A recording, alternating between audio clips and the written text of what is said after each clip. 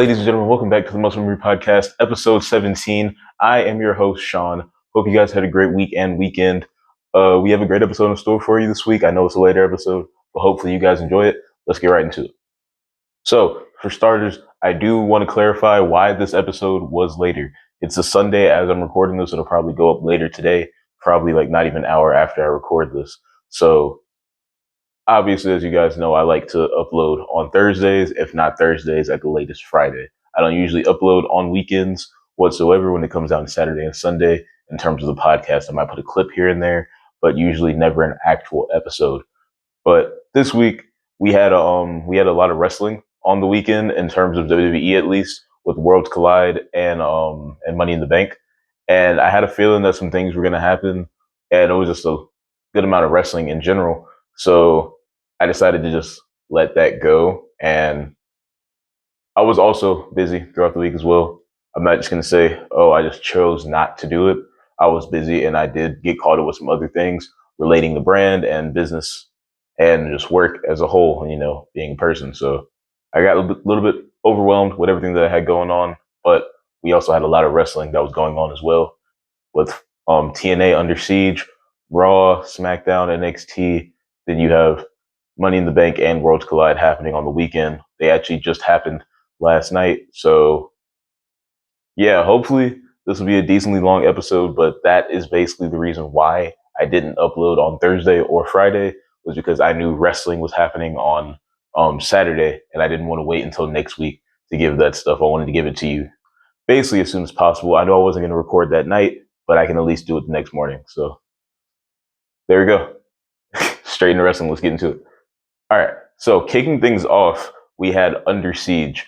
I don't remember many of the matches I was on that card for Under Siege, but I do remember that Santino Marella and Robert Stone had their match for the Director of Authority, and Santino did win that match.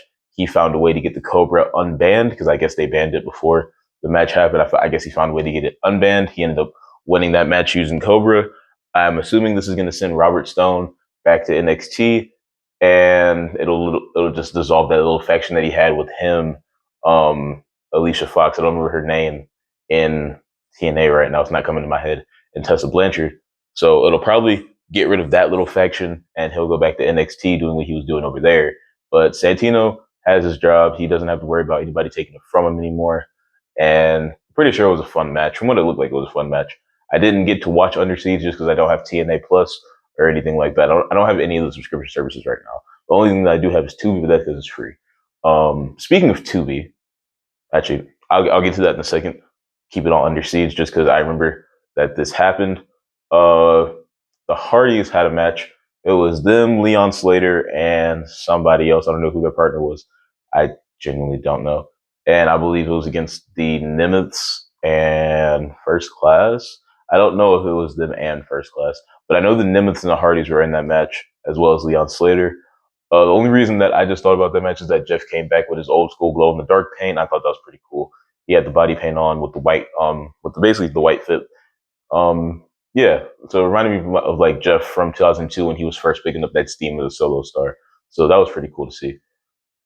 But yeah, speaking of Tubi, I told you guys I was going to try to get more into LFG and Evolve. As of right now, LFG is over. I already spoke on the winners and all that. But Evolve, I'm just now starting to get into that. So I'm seeing these guys that have been popping up on NXT, like Swipe Right. Guys like Jackson Drake, Brad Baylor, Ricky Smokes. That's Vanity Check, and that's Vanity Check right there. Guys like Sean Legacy, who on NXT was putting on great matches with the likes of Javon Evans and I believe Ethan Page. But yeah, Sean Legacy's a great talent. Vanity Check and Swipe Right are great talents. Seeing a lot of new people that I haven't seen before as well. Likes of Danny Palmer. I don't want to say her name's Kiana Jackson. Is it Kiana Jackson? I just watched the episode the other day. I don't remember, but I know her last name's Jackson, and she won the Women's Evolve Championship. She's the first one of the new version of Evolve.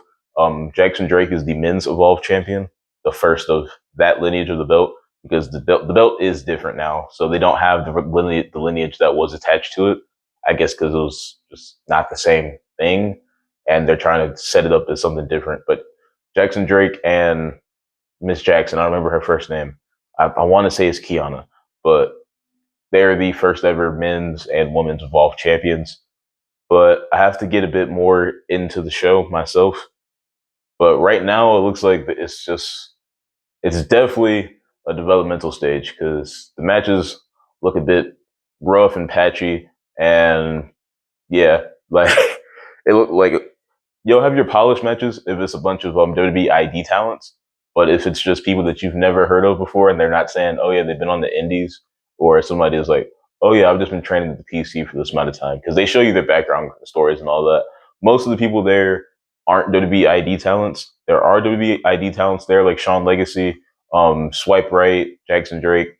Pretty sure all those guys are WWE ID talents. Cappuccino Jones, Jack Cartwheel, guys that, like, if you guys watch the indies, you'd know about them. But those guys are in Evolve as well. So it'll be interesting to see how it develops, and I want to see all the talent get better as time goes on. Because obviously, with developmental talent, the matches aren't going to be that good. But I'd like to see matches go past 5 minutes. Some matches don't even break 5 minutes. Some even don't even break two. Like Keanu Carver's matches, his matches average about 30 seconds to a minute. If you guys remember how Goldberg wrestled and his matches were, 30 seconds to a minute was like his max range when he was in his prime. But yeah, WWE Evolve, fun concept. Just waiting for that to pick up some steam. If I get the more I get into the show, the more the matches will probably get better as time goes on. But from the beginning of the show, it looks kind of rough right now. But I look forward to watching more of it. Something else came to my head and I don't remember what it is. It'll come back later. But on the indies.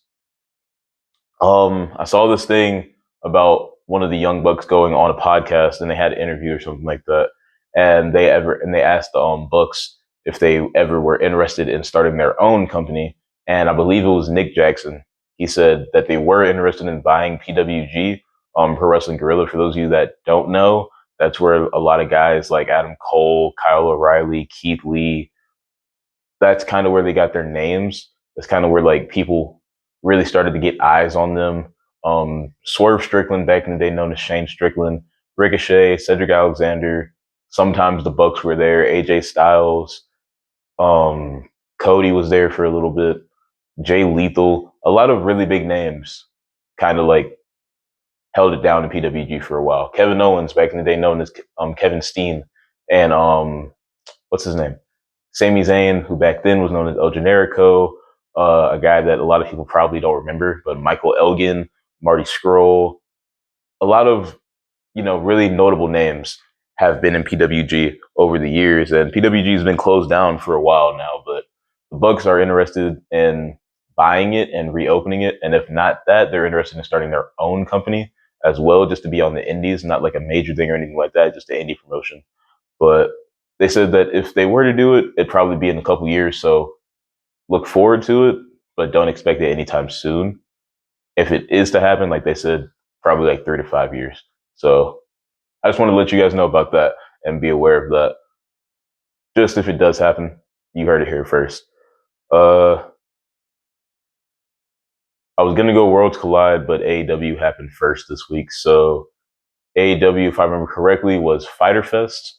So there was a fatal 4-way for Kenny Omega's International Championship. It was him. I don't remember the luchador's name. I really don't remember much of anybody that was in that match. But I do remember Kenny was in that match. He retained his belt. And right after Okada came out and they had their little face-off. So at All In, we're going to be getting Okada versus Kenny Omega, winner takes all.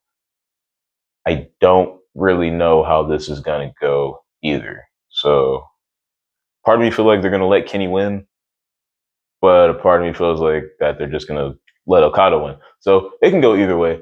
I don't know what their record is in terms of their matches. I remember the time that Kenny did beat Okada from Wrestle Kingdom, I believe 17. If it wasn't 17, it was probably 16. But it was back in Japan because literally all their singles matches are in Japan. But yeah, I remember that Okada was basically untouchable, and Kenny was one of the few people that did beat him, and it was for the World Championship. That was when he was still in the Bullet Club, I believe. I believe he was still in Bullet Club at that point. This was before he got kicked out. But yeah, Kenny and Okada, winner takes all in. And let me see what else is there. As you guys already know, the winners of the Owen Hart Cup tournaments, Mercedes Moné, Hangman Adam Page, they have their championship matches at All In as well. Mercedes against Timeless Tony Storm, Hangman versus Jon Moxley.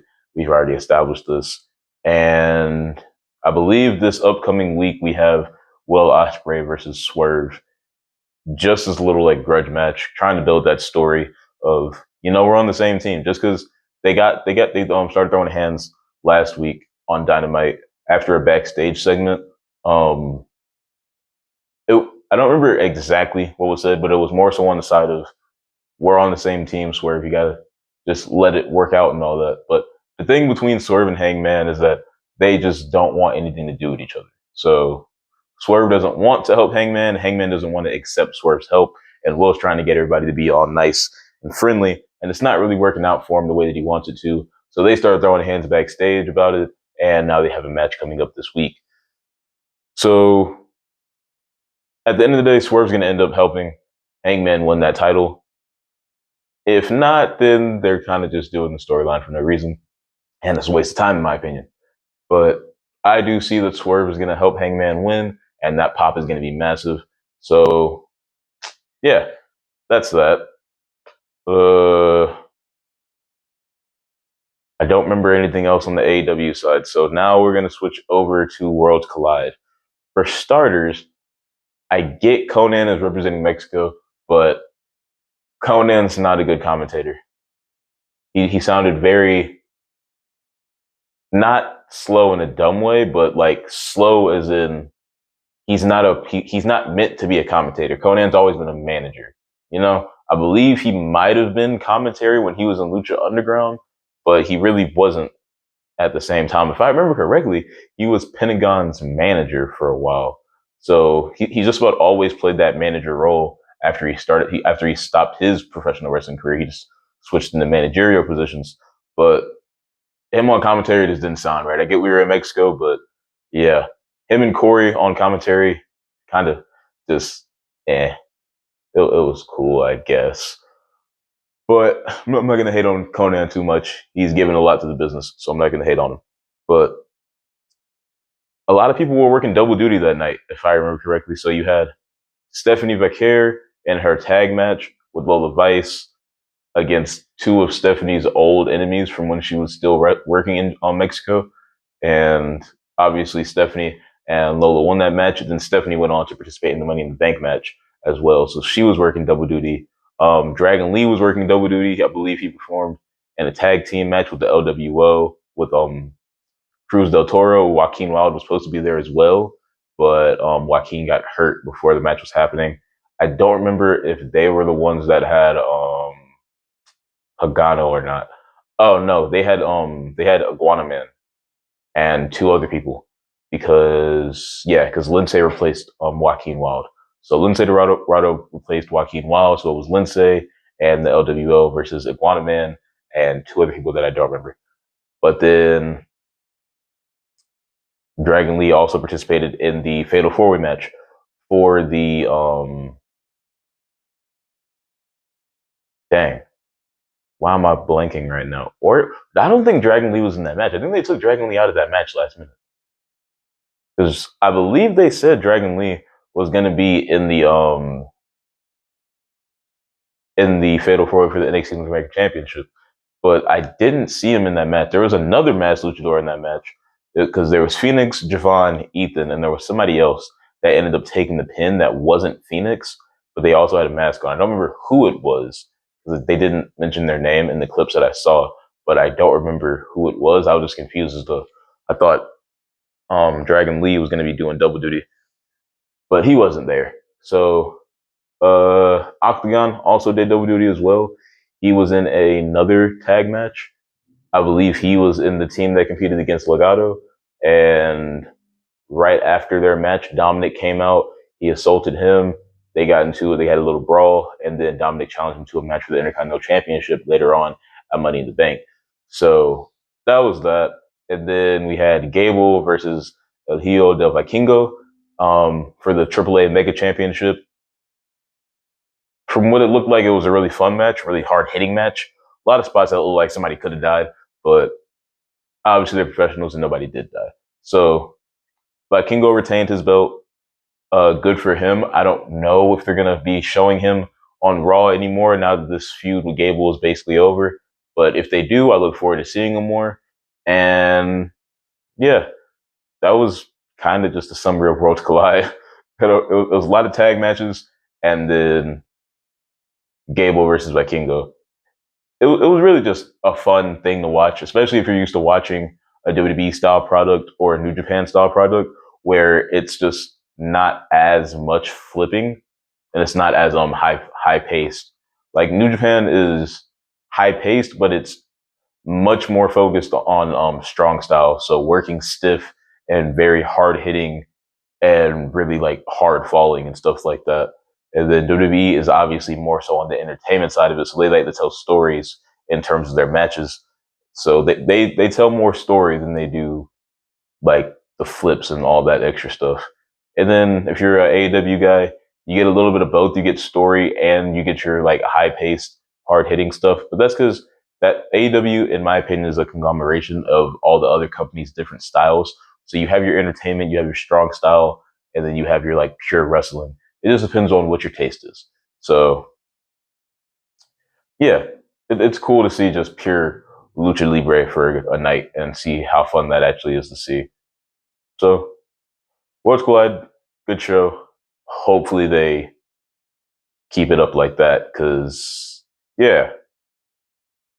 Switching over to Money in the Bank, we had the women's Money in the Bank match, which consisted of Rhea Ripley, Stephanie Vaquer, Julia, Roxanne Perez, Naomi, and Nia Jax. So Naomi won. Honestly, probably the best decision they could have went on. Now, are they going to let Tiffany hold that belt forever and then have her take it off of Tiffany? I don't know. That depends on if they keep her on SmackDown or not. But whoever she does cash in on, I'm hoping they don't have it be a fluke victory, and I'm hoping that she gets what she deserves, which is a world championship run. Naomi has deserved one for a good while now ever since she's come back, and I think that her work has been noticed with her winning the briefcase. Hopefully, it becomes even more noticed when she wins the world championship. So, personally, how I would do it is have Jade or Bianca win the world championship, and then have Naomi cash in on one of them, just to kind of like conclude the story of like, yeah, I'm still bitter, but now I have gold, and I did it at your expense, haha. And she gets to move on from there. That's how I would do it personally. But if they want Jade or Bianca to have a lengthy run, I totally understand that. I just do think Naomi should cash in on one of them if they have a world championship by the time they're ready for Naomi to cash in. But that was that. Men's side of Money in the Bank. We had Seth Rollins, Solo Sikoa, LA Knight. Ooh, hold on. Seth Rollins, Solo Sikoa, LA Knight, Pentagon. There's somebody else in that match, and I don't remember who it was. Weird. I know it wasn't a 4-person match. That's weird. I really don't remember who else. Oh, Andrade was in that match. I don't know if they had a 5-man or a 6-man, but I only counted 5 guys in that match. But either way, Jacob Fatu has finally turned on Solo Sikoa. So we got the I Hate You Solo, and he gave him a super kick, cost Solo the briefcase. Seth Rollins ended up winning, thanks to Braun and Bronson. Basically confirming that Seth Rollins is in the near future going to be a World Heavyweight Champion. If not, they're going to let him pull off another heist of the century and let him hold it until Mania again. I don't really need to see him hold the briefcase for that long. Not again, at least. I get he's a heel, but he doesn't need to hold the briefcase for that long. He has insurance policies. So let his insurance policies take care of whoever the champion is at the time, and then have him come in, pick the bones, win the world championship, yada, yada, yada. Do I think somebody else in that match could have won? And not really. Not really. Honestly, not really. I don't think WWE has faith in Pentagon to be world champion right now. I don't think I feel like WWE feels LA Knight's time to be world champion has passed by now, especially with all the time he's challenged when Roman was world champion, and it didn't ever happen. And this is his third Money in the Bank that match that he's been in. He hasn't won a single one. He's come close all three times, but he just hasn't quite got there. So I don't think that they're ready to put it on him anytime soon. What else is there? Who else is there? Andrade, I really think that they look at Andrade as a mid-carder, nothing more, nothing less. And then Solo, I just don't think they want Solo to be world champion. He'll probably be a world champion in the future, but just not right now. But yeah, Seth Rollins, Mr. Money in the Bank, Naomi, Miss Money in the Bank. So two fun matches, all cool. Switching over to the Dominic Mysterio Octagon thing, they had a good match. Dominic obviously retained. I can't tell if the crowd's finally getting past their cheering of Dom and getting back to booing him, or we're getting that mixed reaction still. I couldn't really tell about the pop when he did win. I couldn't really hear much just because commentary was in the background. But I think he's just getting mixed reactions now, which is cool. I'm glad. I just don't know what the reactions were. But they put on a good match. Dominic has retained. Where Dominic goes from here, don't know. In terms of Judgment Day, I hope that they break up. I've said this before. I hope they break up. They let Finn go do his thing on Solo. Probably feud with Dom. If he takes the IC championship off of him, so be it. We finally have Finn with a singles championship again. But they'll probably have Finn and JD go on a tag run, which is gonna suck. But it is what it is. And then, oh yeah, I don't think I spoke on this last episode. R-Truth and Carlito were released by WWE. So Carlito's no longer in the company, and R-Truth, all up until yesterday, was no longer with the company. So R-Truth technically is not in the company because they referred to him as Ron Killings, his actual name. So we have Ron Killings in WWE now, and he came back, took out John Cena, dropped him with the World Championship, and basically cost Logan and Cena the tag match. So that's going to be interesting to see. I don't know if we're going to get a more like K-Quick, K-Crush type version of Ron Killings. I'm gonna call him Ron Killings, even though we all know R-Truth. But for those of you that don't know, K-Quick / K-Crush was R-Truth's original name when he was in the TNA NWA era and when he was in the WWF. And that version of him, he would still do his raps and his dances and all that, but he was a much more serious character, kind of more so on the side of 2011, 2012 R-Truth when he beefed with John Cena around that time where he was like, the truth will set me free, yada, yada, yada. And he had those really serious promos about the conspiracy theories and all that. But he was talking about more serious things back then. So hopefully we get more of that now that we have Ron Killings and not R-Truth. So yeah, looking forward to where that's going to go. But I look forward to not seeing Logan anytime soon. I look forward to Cody not winning the World Championship anytime soon. I spoke about this with a couple of my friends the other day. I do not think Cody needs that World Championship again because I don't want to see a babyface Cody Rhodes championship run again. I need to see a heel Cody Rhodes, which requires him to turn. So his breaking point is going to be him losing to Cena again. Will it be clean this time? Possibly. That would just be extra salt in the wound, in my opinion. If Cena beats him clean this time, and obviously Cena's still the heel and Cody's babyface, because now it's just Cena was actually the better wrestler this time. So I need the seeds to be planted for Cody heel turn. So by the time Cena is gone and the championship is in somebody else's hands, Cody can actually activate that heel turn. And then, and only then, will I be okay with the Cody championship run again. Because I don't need him running again as a babyface. So, yeah. And as far as Jay and Gunther go, I don't know if they had a match. I believe the match is this week on Raw tomorrow. Actually, I believe it's on Raw because they didn't. They said it was going to be in Arizona. I thought it was going to be a pay-per-view match, but I guess they're just going to have it on Raw. So that'll be something. Now that I look at it, Seth might cash in tomorrow. If Jay retains tomorrow, there's a chance that Seth cashes in.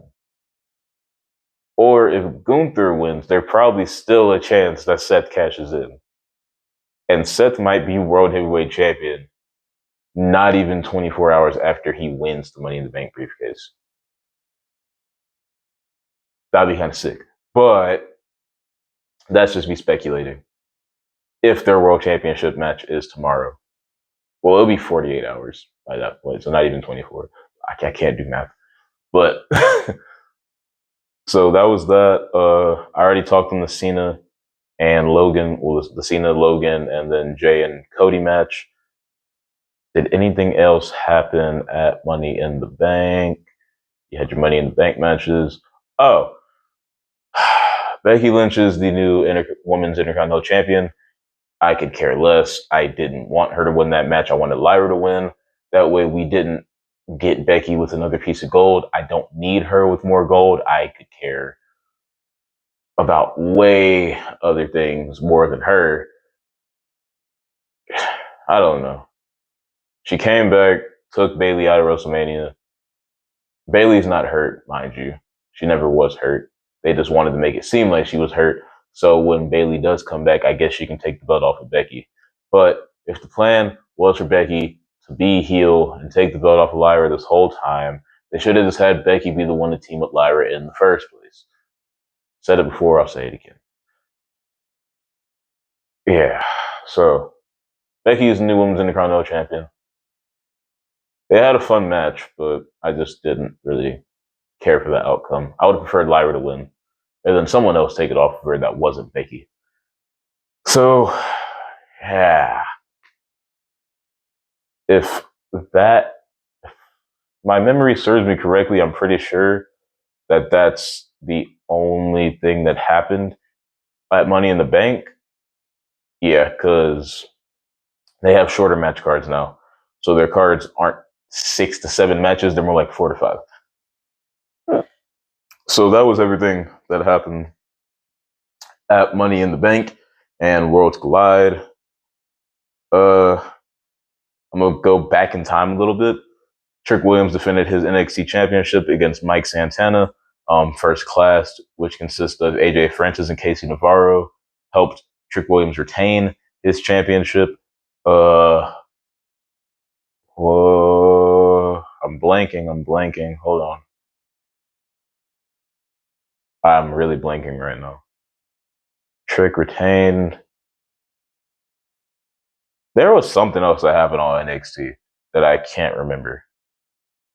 But on the note of Trick Williams being TNA World Champion, Nick Nemeth really does not like that. I've spoken it before, but the more that I see clips of that podcast of him talking about it, he really just genuinely doesn't like the fact that a guy that doesn't work for their company comes in and wins their world championship from a guy that, in his eyes, was supposed to be the guy. He's supposed to be the face of the company because he was like, you have the crowd singing your name, they're downloading your song, everybody's behind you, you have your entrance that everybody's cool with and everybody loves you as a character. You even beat me in terms of like Nick Nemeth speaking about himself because he is the one that he beat for the world championship. So I can understand Nick's frustration of like, he doesn't work here. he had no business beating you for the world championship. In a sense of like, you shouldn't have agreed to that as the world champion. You shouldn't have been like, okay, yeah, cool. I'm fine with losing the belt to a guy that doesn't work for the company.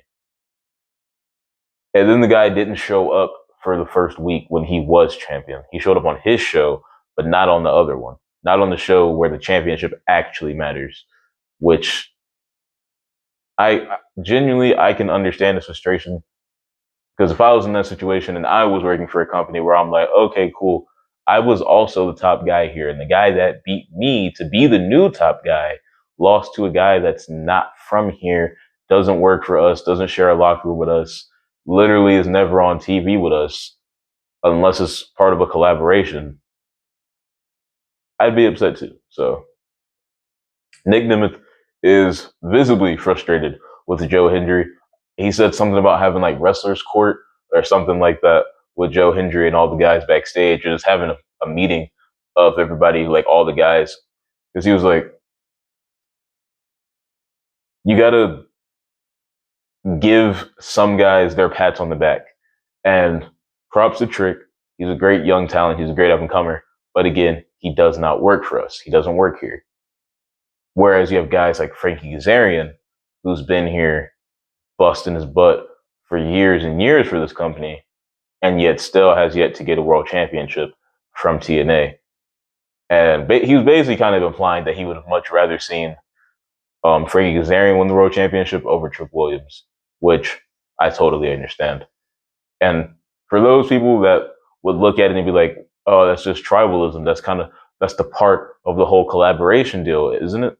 I was like, well, no, because the collaboration isn't that, okay, cool, we're going to sign this deal and now your talent is our talent and our talent is your talent. It's we agree upon who we're going to send over where, and then what happens kind of sort of thing. It was never a, okay, cool, we have rights over TNA guys and TNA guys work for us and the NXT WWE guys work for TNA as well. They don't work for the other company. They just are in collaboration with each other, which again means you lost the championship to a guy that doesn't work for us. So yeah, that's crazy to think about. Oh yeah, also adding into the Nemeth also said he's not even on the main roster in the company that he works in. The company that he actually works for, he's not even on the main roster, but he came in and won our world championship. Absolutely insane. So yeah, that's that. Hopefully they get that resolved backstage. But I totally understand. So right around this point here, my mic cut off. That's kind of on me. I didn't charge the mics or anything like that.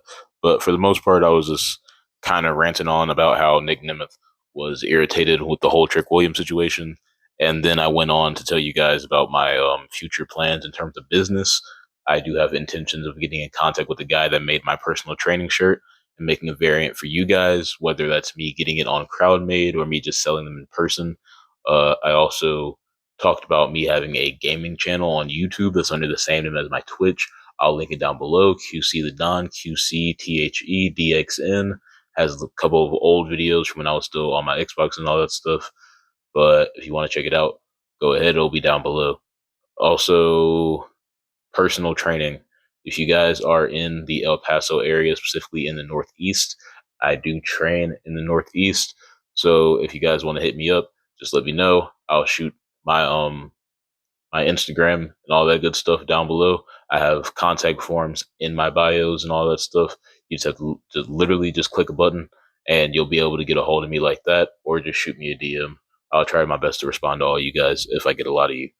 But that's kind of sucky that the mic cut out, but hopefully you guys enjoyed the episode.